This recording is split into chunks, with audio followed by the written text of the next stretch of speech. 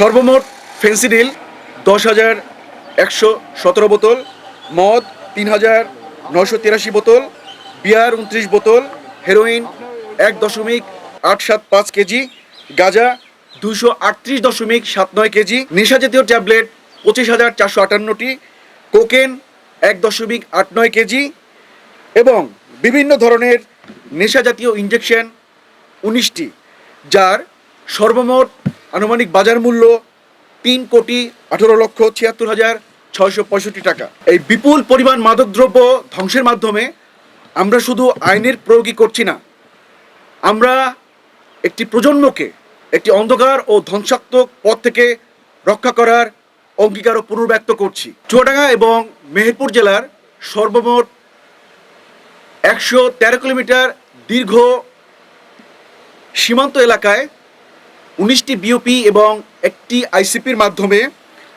আমাদের সদস্যরা দিন রাত নিরলসভাবে কাজ করে যাচ্ছে। পাশাপাশি স্থানীয় প্রশাসনের সাথে ঘনিষ্ঠ সমন্বয়ের মাধ্যমে নিয়মিত মাদক বিরোধী অভিযান পরিচালনা করা হচ্ছে। আমরা সীমান্তে ডে অ্যান্ড নাইট কন্টিনিউয়াসলি কাজ করে যাচ্ছি, আর আমরা চেষ্টা করছি এই সিজারের পরিমাণ বৃদ্ধি করার জন্য।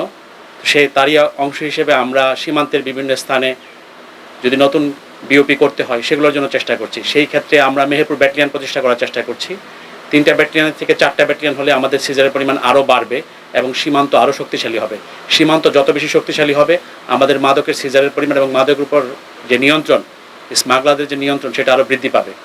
তো সেই প্রেক্ষাপটে আমি এখানে উপস্থিত মেহেরপুর প্রশাসনের যারা আছেন তাদেরকে অনুরোধ করব, মেহেরপুর ব্যাটালিয়ন প্রতিষ্ঠা করার ক্ষেত্রে আপনাদের সহযোগিতা প্রয়োজন। এছাড়া অন্যান্য জেলার যারা প্রতিনিধি আছেন, ভূমির সাথে যারা জড়িত আছেন, আমাদের যে ক্যাম্পগুলো বৃদ্ধি করতে হবে সেক্ষেত্রে আপনাদের সহযোগিতা প্রয়োজন।